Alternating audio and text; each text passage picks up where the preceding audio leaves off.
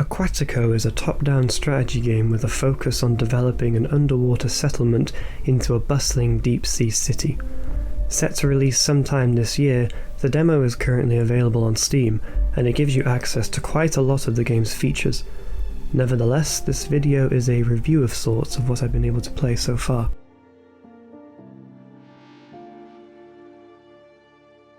One of the first things I noticed when starting Aquatico is just how much there is on the screen. There's a lot to take in, and at first it can appear overwhelming. Alas, I was pretty overwhelmed for a bit. Luckily, included with the demo is a tutorial which guides you through the game's many systems step by step, in an easy to follow method.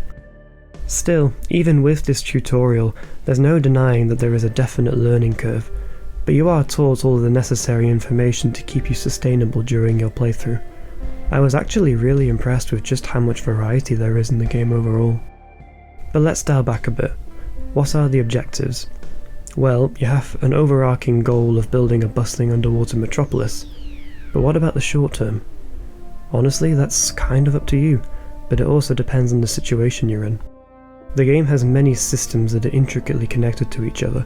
If one area is left behind or isn't maintained well enough, it's going to bite you really hard later on. Let's start with the resources.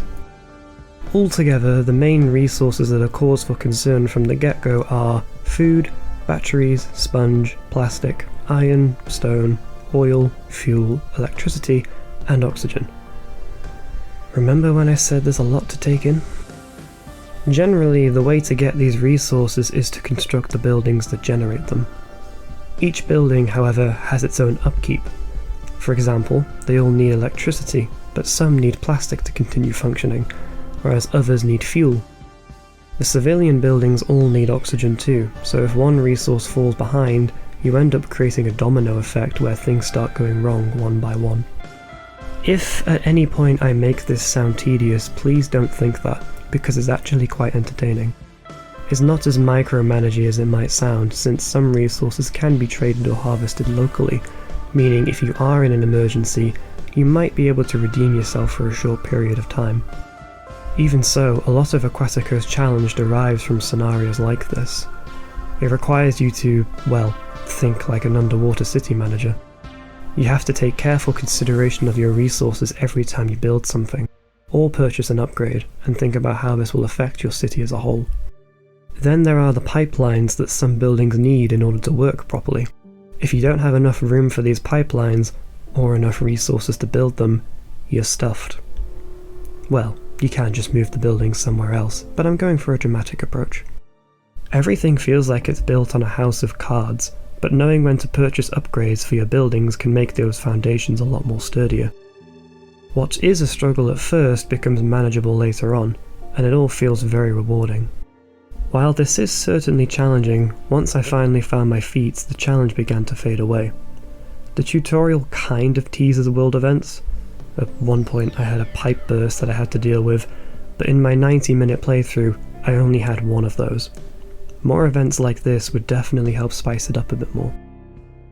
In terms of the general pacing of the game, it's slow at first, which is fair because you are spending a lot of time trying to figure things out. What's nice is that you can actually speed up the game using the speed settings, so if you're researching or building something, you can fast forward it pretty nicely. Once you have all of your industrial buildings up and running, you can then move on to the next overall goal of the game, building a livable settlement.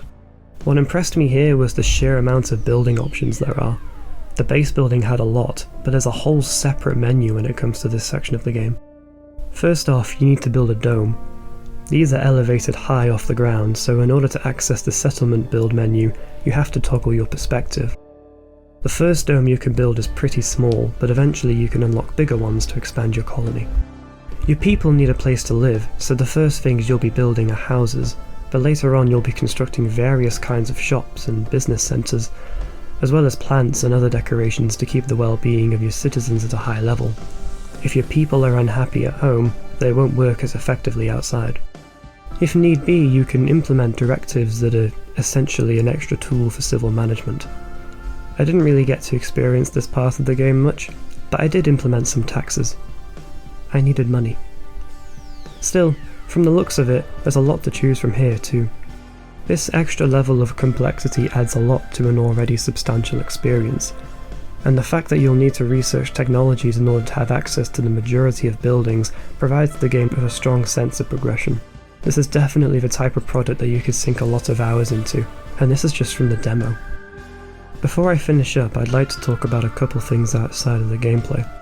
Overall, I was generally impressed with the visuals. There's multiple levels to choose from, each with their own unique layouts, and there's definitely a lot of detail put into them. A lot of it can be altered if you're a masochist who wants to harness all of the resources the environment contains. There's also a lot of life scattered around in the form of coral and fish, both of which look good. One minor complaint I would have about the fish is that it would have been nice to see more variety of them, as the coral itself is pretty varied, but they're not the core focus, so I am just nitpicking. One thing I struggled with for a while was distinguishing buildings apart from each other, as a lot of them look very similar to me. This was before I realised that you could customise the colours of each building.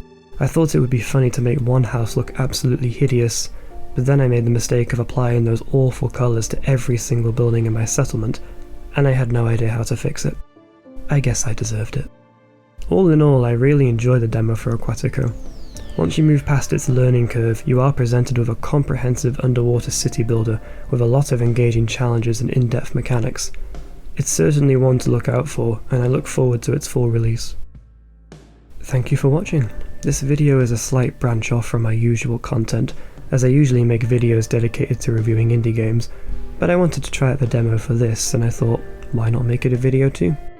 Nevertheless, I hope you enjoyed it. If you did, I'd appreciate it if you gave it a thumbs up, and if you want to see more like it, be sure to subscribe. Until next time, bye.